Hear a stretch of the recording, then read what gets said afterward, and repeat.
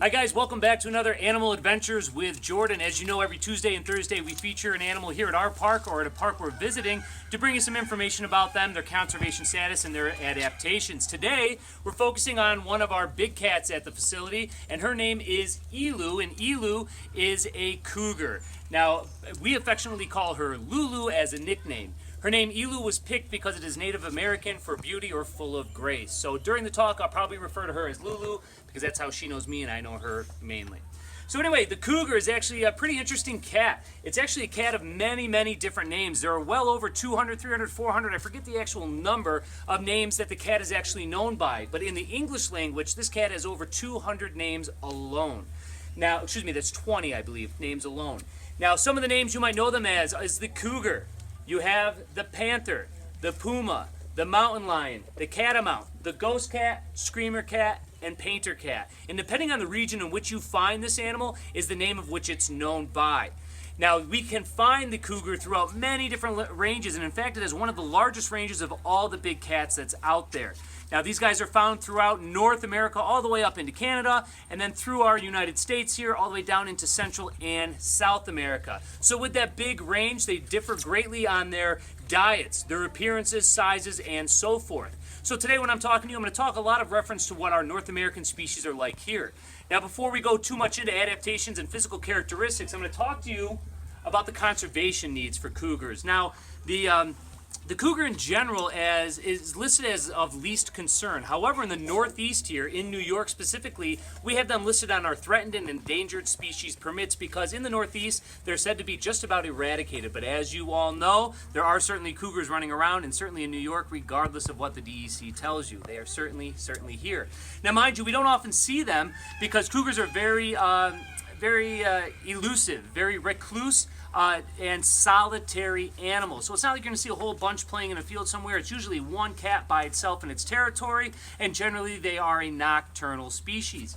Now, I mentioned that they are a big cat, and they are actually the smallest of all the big cats. And a very neat thing about them is that they're one of the most closely related of all the cats to the domestic house cat. And we'll talk about that in a few minutes here. Now, talking about general size. Now, Elu or Lulu here is a female. Now, your females will average a length of anywhere from 4 to about 6 feet long, but they can even average 7 to 8 feet long for some of your larger animals. Now, your females generally weigh on average about 100 pounds. Your males can easily achieve about 150 pounds, and there have even been large males up in the Yukon territories that have weighed well over 200 pounds. So a very big and very strong cat.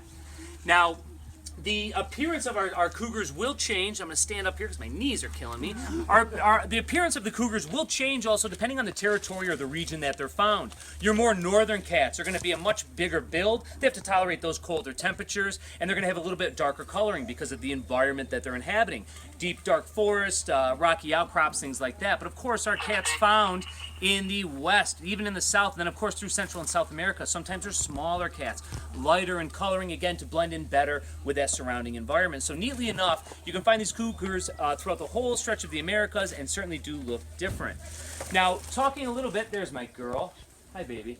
Now, talking a little bit more about that body, they have an extremely powerful bite, of course, and of course they are equipped with those very sharp and strong nails. Now, those nails, or claws as we should really call them, really give these guys quite the advantage of your big cats. This is one of your few big cats that's actually relatively arboreal. All right, now I'm going to go kind of back and forth right now, and we'll go over here. Going back and forth right now in a comparison of our African lion and our mountain lion. It'll put some things into perspective. For example, I told you our mountain lion is a solitary cat, most like other cats. However, the African lion, as you know, lives in prides. Now, your mountain lion, again, can be arboreal, climbing trees. This is where those claws come in. These cats can get a jumping start of about 14 to 16 feet. Vertical jump up a tree, and then those claws allow them to climb up a tree. Now, why are they going to tree themselves?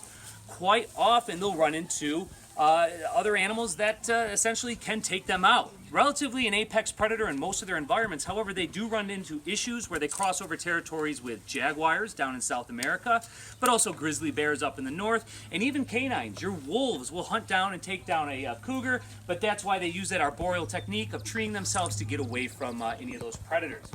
Now, one more neat thing about the cat, with that comparison to the African lion, as you know, the African lion roars. However, our cougars are one of the big cats that actually cannot roar. Instead, they communicate in a whole library of high-pitched chirps and squeaks. Now, some of our guests that are here right now, when I was walking over, they could hear Lulu calling to me, and I'd call back to her. And that's kind of what goes on back and forth. Relatively, they have very minimal communication vocally, unless it's mom with the cubs. And as you know, I raised Lulu here, so maybe I'm mom, but at this point, maybe I'm the cub. I don't know.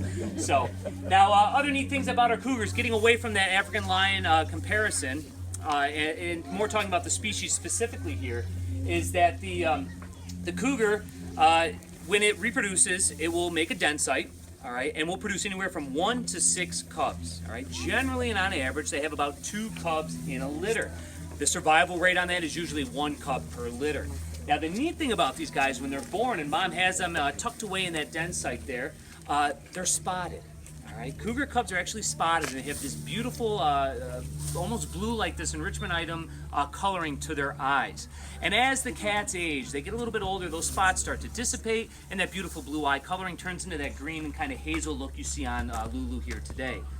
Now, a neat thing about that is the moms do take a very significant role in raising their cubs, and actually they guard them fiercely with their lives. There have been stories of cougars fighting off grizzly bears and so forth to protect their young. Now, the young will start to venture around with mom at a few months of age, first visiting kill sites to kind of see what a carcass is and maybe perhaps gnawing on it and eating some of that food. And then usually about 6 months of age, 8 months of age, they actually begin in hunting practices on their own. Now, quite often, they'll stay in a territory for about a year, up to 2 years, but generally at about a year and a half is when they start to mature. And once sexually mature, that's when those cougars, as I said, a solitary animal, has to go out and find its own territory. Now, uniquely enough, scientists have noticed that the cats, or the cubs that actually stay close to their maternal range, their mom's territory, have much better survival rates versus going farther away.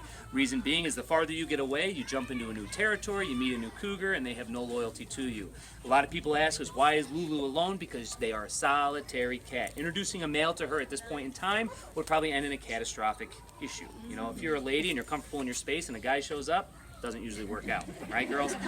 Now, earlier I talked about the cat's different names, and one of those names was the screamer cat. And just rewinding to pre-cub behavior, is that they got the name the screamer cat because when in heat, they will call to that male with this hair-raising, blood-curdling sound. And what I have to tell you is that our keepers, when Lulu first went into heat for the first time, when she matured, we had one of our team members, I think it was Corey, on the grounds in the evening checking on the park, and he heard this sound.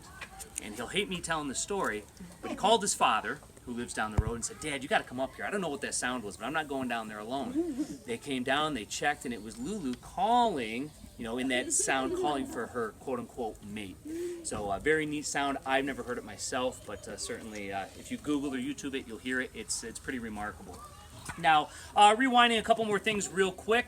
The tail on those cougars are very long. I told you size can go anywhere from 4 to 7 to 8 feet long for that cat. That's nose to tip of tail. And that tail generally is about 2 to 3 feet of that. They are one of the larger cats with a large tail length comparatively to the body. Very unique trait there. And then also the feet. You know, quite often when we talk about the lynx and some of our other snow animals that have adapted, very large paws. And again, those large paws are used like snowshoes to help keep them up above the surfaces, especially when they're engaging in hunting behavior. It gives them that advantage over the prey animals. Now, what are the prey these guys are going to encounter and eat in the wild? Well, I told you they're generally an apex predator, but they're also very much a ambush hunter. All right, so they sit back and they wait for that animal to come by. For our northern animals, it can be anything from deer, which make up the majority of their diet, up to about 80-some-odd%. They'll eat wild sheep and goats. They'll also enjoy small hares, wild turkeys, and things like that. They never pass up a meal. In desperate times, they've even been known to eat armadillos and bugs and all kinds of other things just to sustain and survive.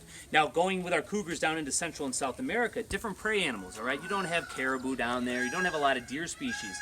So they have a prey animal they eat there. Can anybody guess what it is? South American, herbivorous, it's big. We have them here. What do you think, Trey? South American raccoons. Well, coatamundi certainly would be a prey animal. Great job, buddy. Another one is actually the capybara, all right? And quite often, jaguars and cougars will compete over those prey animals. Now, unfortunately, the jaguar is a bigger, stronger-bodied animal and generally does win those fights. Now, trying to think anything else here to touch on. I think that's it. That's a lot of information. Oh, thank you so much. How long do they live? Generally in the wild, and again, we always try to bring this into the talks because it kind of shows you how well captive management programs do. In the wild, our cougars generally average about 10 years. In a captive management program, they can easily obtain 20 some odd years without any issue. Now, of course, like we always say, when an animal's lifespan doubles, even like humans, the older you get, the more issues you have. And that's when we start making things a little bit easier on her life. So like, for example, big cats, whether it's lions, tigers, cougars, or whatnot, as they get older, they begin to have joint issues, bone issues. So what you do is you soften their terrain. You make their den boxes a little bit lower. The diet changes a little bit. And you bring them into what's almost like an end-of-life care, much like a assisted living center. Or a hospice, yeah. So, one last thing I guess I'll touch on here, and this is kind of a cool thing to talk about because we don't do a ton with big cats, but we'll be doing another one next week. Hint, hint, hint. All right, is the diet here in captive management programs. Our carnivores here, what they do is they get a really nice ground up beef meal, and it's your muscle meat. It's also your organs and fatty tissues and things like that, and that's supplemented with a vitamin and calcium supplementation on top, all balled together. Then on certain days they're given whole prey, as we call it, and that could be frozen chicks, rats, mice, things like that. That gives them the natural stuff they would normally be eating. So that's natural bone calcium. That's that bacteria in the guttural systems of those animals that help them with their systems.